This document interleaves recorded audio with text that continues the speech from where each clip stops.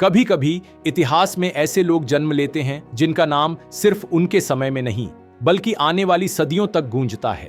500 साल पहले फ्रांस की धरती पर जन्मा एक व्यक्ति आज भी रहस्य बना हुआ है। उसका नाम था मिशेल द नोस्ट्रेदाम, जिसे दुनिया नोस्ट्राडेमस के नाम से जानती है। वह एक डॉक्टर था जिसने महामारी से लड़ते हुए लोगों की जान बचाई। वह एक खगोलविद था जिसने आसमान के तारों और ग्रहों की चाल को पढ़ा। और वह एक कवि था जिसने कविताओं में ऐसा भविष्य लिखा जिसे लोग आज भी सच मानते हैं। नोस्ट्राडेमस ने लिखा, युद्धों की लपटों का वर्णन, साम्राज्यों के पतन का संकेत, नेताओं के उदय और विनाश की झलक।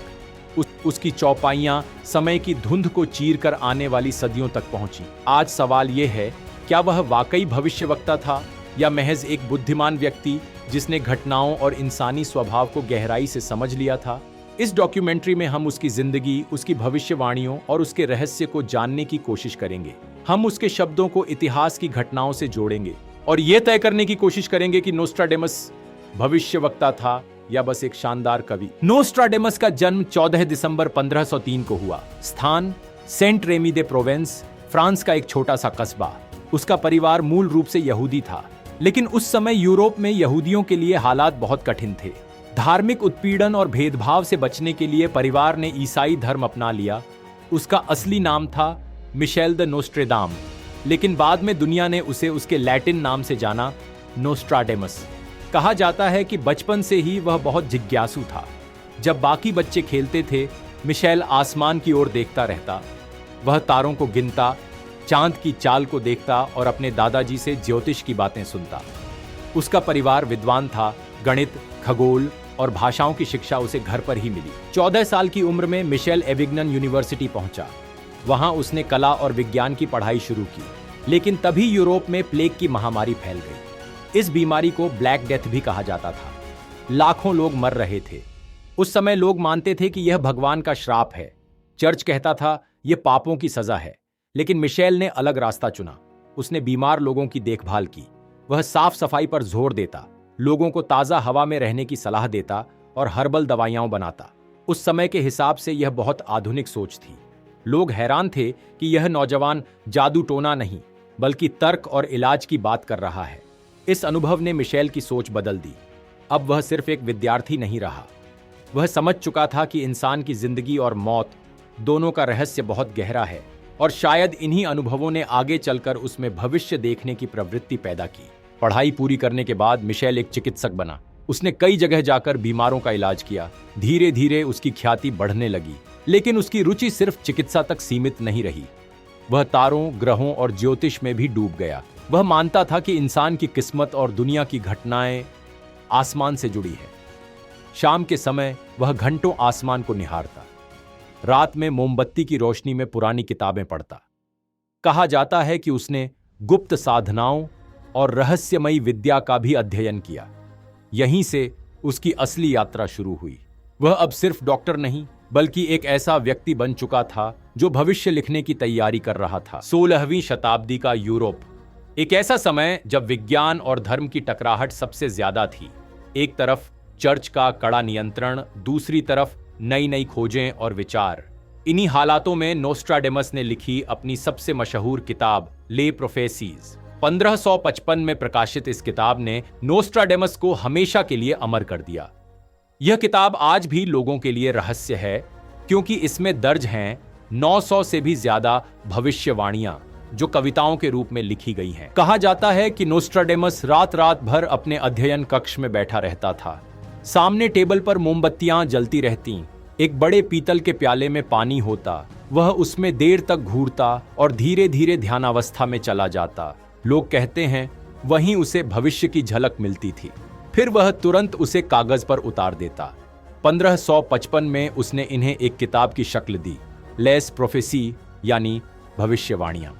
यह किताब फ्रेंच भाषा में थी, लेकिन इसमें लैटिन, ग्रीक और पुरानी भाषाओं के शब्द भी घुले मिले थे। हर भविष्यवाणी को उसने क्वाट्रेन यानी 4 पंक्तियों की कविता में लिखा। कुल मिलाकर लगभग 942 चौपाइयां इस किताब में दर्ज थीं।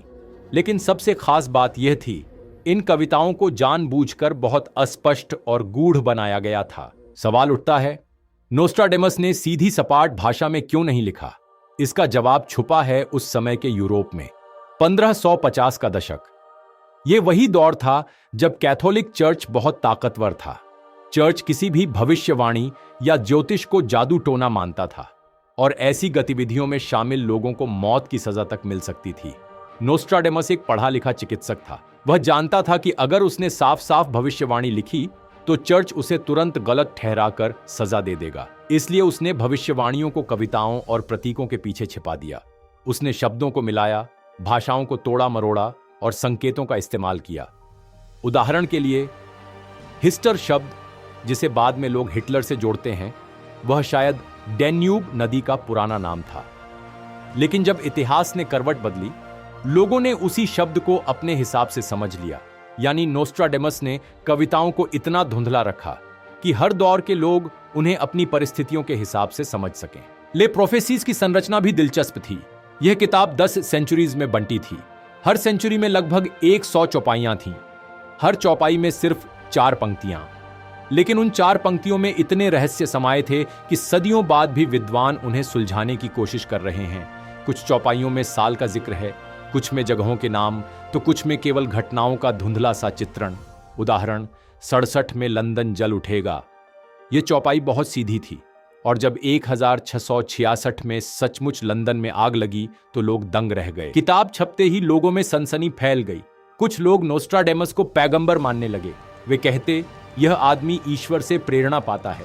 दूसरी तरफ कई लोग उसे धोखेबाज कहते। उनका कहना था कि ये कविताएं इतनी धुंधली हैं कि इन्हें किसी भी घटना पर लागू किया जा सकता है। लेकिन चाहे विश्वास हो या आलोचना, एक बात तय थी, नोस्ट्राडेमस की किताब ने लोगों को झकझोर दिया। लोग डरने लगे कि सचमुच भविष्य उनके सामने खुल रहा है। नोस्ट्राडेमस की ख्याति इतनी बढ़ गई कि फ्रांस के राजा हेनरी द्वितीय की पत्नी रानी कैथरीन द मेडिसी ने उसे दरबार में बुलाया। कहा जाता है कि रानी ने उससे अपने बच्चों और साम्राज्य का भविष्य पूछा। नोस्ट्राडेमस ने जो भविष्यवाणियां की वे बाद में सच निकली। यही कारण था कि उसे राज परिवार का संरक्षण मिला। यह एक बड़ा मोड़ था। अब नोस्ट्राडेमस सिर्फ एक चिकित्सक या ज्योतिषी नहीं रहा, बल्कि वह यूरोप का भविष्यवक्ता बन चुका था। उसकी किताब और उसके शब्द अब आम लोगों से लेकर राजाओं तक पढ़े और समझे जाने लगे। नोस्ट्राडेमस की किताब लेस प्रॉफिटीज केवल एक कविता संग्रह नहीं थी। यह मानो भविष्य की एक खिड़की थी। कविताओं में छिपे शब्द कभी अस्पष्ट, कभी गूढ़, लेकिन समय बीतने के साथ इन पंक्तियों ने ऐसी घटनाओं का चित्र खींचा जिन्होंने पूरी दुनिया को हिलाकर रख दिया। 1666, इंग्लैंड का दिल, लंदन भयावह आग की चपेट में आया। 4 दिन और 4 रातों तक यह आग धधकती रही। 13,000 घर, सैकड़ों चर्च और इमारतें राख हो गईं। लेकिन हैरानी की बात यह थी कि नोस्ट्राडेमस ने इस आपदा का जिक्र 1 सदी पहले कर दिया। उनकी किताब में इंग्लिश अनुवाद ऐसे था, The blood of the just will be demanded of London, burnt by fire in the year 66. The ancient lady will fall from her high place, and many of the same sect will be killed. 18वीं सदी का Europe, France से उठने वाला एक सैनिक बाद में दुनिया का सबसे बड़ा विजेता बना। उसका नाम था नेपोलियन बोनापार्ट। नोस्ट्राडेमस ने अपनी कविताओं में इस शासक के बारे में सदियों पहले इशारा किया था। क्वाट्रेन अनुवाद, एक सम्राट निकट इटली में पैदा होगा। वह अपने साम्राज्य को बहुत महंगा पड़ेगा। They will say, with what people he keeps company, he will be found less of a prince than butcher. Napoleon का जन्म कोर्सिका द्वीप पर हुआ, इटली के बहुत करीब। उसने फ्रांस को महान साम्राज्य तो दिया, लेकिन अंत में वॉटरलू में पराजित होकर उसे अपनी ही महत्वाकांक्षा महंगी पड़ी। बिल्कुल वैसे ही जैसे नोस्ट्राडेमस ने लिखा था। 20वीं सदी, जर्मनी में पैदा हुआ एक व्यक्ति जिसने पूरी दुनिया को युद्ध की आग में झोंक दिया, एडोल्फ हिटलर। नोस्ट्राडेमस की कविताओं में उसका नाम लगभग सीधे सीधे छिपा हुआ मिलता है। Quatrain, from the depths of the west of Europe, a young child will be born of poor people, he who by his tongue will seduce a great troop, his fame will increase towards the realm of the east. Nostradamus ने लिखा था कि पश्चिमी Europe से एक बच्चा पैदा होगा, गरीब परिवार से। उसकी जुबान से प्रभावित होकर लाखों सैनिक उसके पीछे चलेंगे। हिटलर का जन्म ऑस्ट्रिया, पश्चिमी यूरोप में एक साधारण परिवार में हुआ था और उसकी भाषण कला ने पूरी जर्मन जनता को सम्मोहित कर लिया। युद्ध में उसकी प्रसिद्धि सचमुच पूर्व की ओर यानी रूस और एशिया तक फैल गई। 1945, दुनिया ने पहली बार इंसानी हाथों से बनाए गए सबसे भयानक हथियार का असर देखा। हिरोशिमा और नागासाकी पर गिरे परमाणु बमों ने लाखों जिंदगियां छीन ली। नोस्ट्राडेमस की कविताओं में यह घटना मानो छिपी थी। Quatrain. Near the gates and within 2 cities there will be scourges, the like of which was never seen. Famine within plague, people put out by steel, crying to the great immortal God for relief. 2 शहरों के भीतर विनाश। इतिहासकार मानते हैं कि ये शहर हिरोशिमा और नागासाकी ही थे, जहां इंसानियत ने सबसे बड़ा घाव देखा। 11 सितंबर 2001 न्यूयॉर्क के ट्विन टावर्स पर हुआ आतंकी हमला, जिसने पूरी दुनिया को हिला दिया। क्या नोस्ट्राडेमस ने इस त्रासदी को भी सदियों पहले देख लिया था? क्वाट्रेन, जो कि बहुत चर्चित भी हुआ। In the city of God there will be a great thunder, 2 brothers torn apart by chaos, while the fortress endures, the great leader will succumb. 2 भाई, लोगों ने इन्हें ट्विन टावर्स से जोड़ा, महान गड़गड़ाहट, विस्फोट और हादसे से। यद्यपि यह भविष्यवाणी विवादित है, लेकिन दुनिया ने इसे नोस्ट्राडेमस की रहस्यमयी दृष्टि का हिस्सा माना। आग, युद्ध, तानाशाही और परमाणु तबाही। नोस्ट्राडेमस की कविताओं को पढ़ते हुए लगता है कि वह केवल कवि नहीं, बल्कि समय का यात्री था। ऐसा यात्री जिसने सदियों बाद होने वाली घटनाओं की छाया पहले ही देख ली थी। अतीत में नोस्ट्राडेमस की कई भविष्यवाणियां सच मानी गईं, लेकिन अब सवाल उठता है, उसने आने वाले समय के बारे में क्या कहा था? क्या उसने 2025 और उसके बाद की दुनिया की झलक भी देखी थी? आज हम नोस्ट्राडेमस की उन पंक्तियों को समझेंगे जो आने वाले सालों की कहानी बयान करती है। भविष्यवाणी 1, तीसरे विश्व युद्ध की आहट। नोस्ट्राडेमस की किताब में कई जगह महान युद्ध का उल्लेख मिलता है। इतिहासकारों के अनुसार ये संकेत तीसरे विश्व युद्ध की ओर इशारा कर सकता है, एक ऐसा युद्ध जिसमें परमाणु हथियार भी शामिल हो सकते हैं। क्वाट्रेन, पूर्व और पश्चिम टकराएंगे, आकाश जल उठेगा, अनेक राष्ट्र भूख और भय से कांपेंगे। इसका अर्थ निकाला गया है कि एशिया और पश्चिमी देशों के बीच संघर्ष बढ़ सकता है। आज रूस यूक्रेन युद्ध, चीन ताइवान तनाव और मध्य पूर्व की अस्थिरता, कहीं ये उसी बड़े युद्ध की शुरुआत तो नहीं? भविष्यवाणी 2, जलवायु परिवर्तन और प्रलय। नोस्ट्राडेमस ने प्राकृतिक आपदाओं का भी जिक्र किया था। उसकी कई कविताओं में लिखा है कि समुद्र की लहरें शहरों को निगल जाएंगी और आग की लपटें धरती को जला देंगी। क्वाट्रेन। अनुवाद। पानी की कमी से लोग तड़पेंगे, आकाश से आग गिरेगी, धरती गर्मी से तपेगी और इंसान छांव खोजेगा।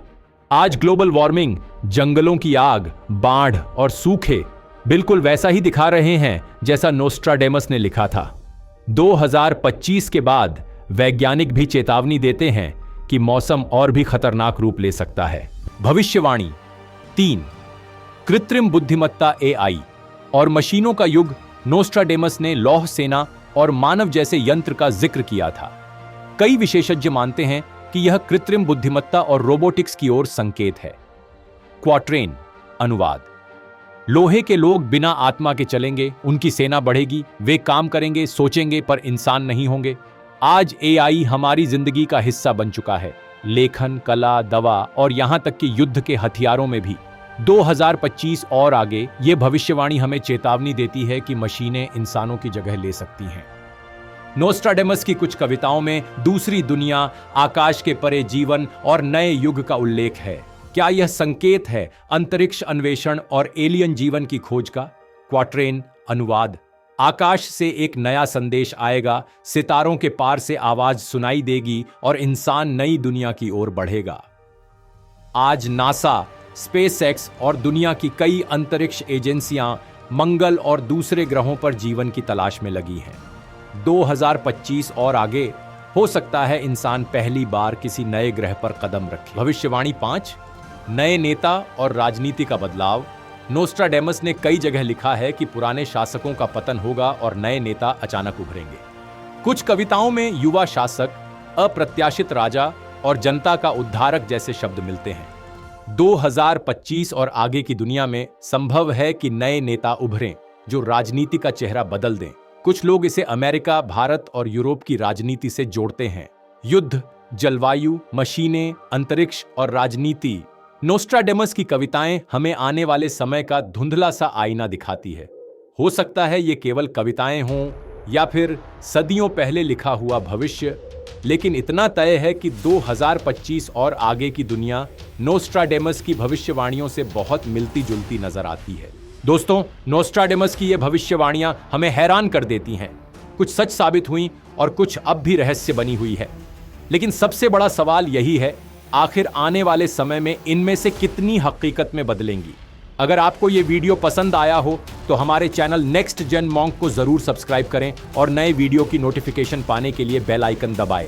साथ ही हमें कमेंट करके जरूर बताइए आपको नोस्ट्राडेमस की कौन सी भविष्यवाणी सबसे ज्यादा चौंकाने वाली लगी, और क्या आपको लगता है कि 2025 और आगे की उनकी बातें सच हो सकती हैं?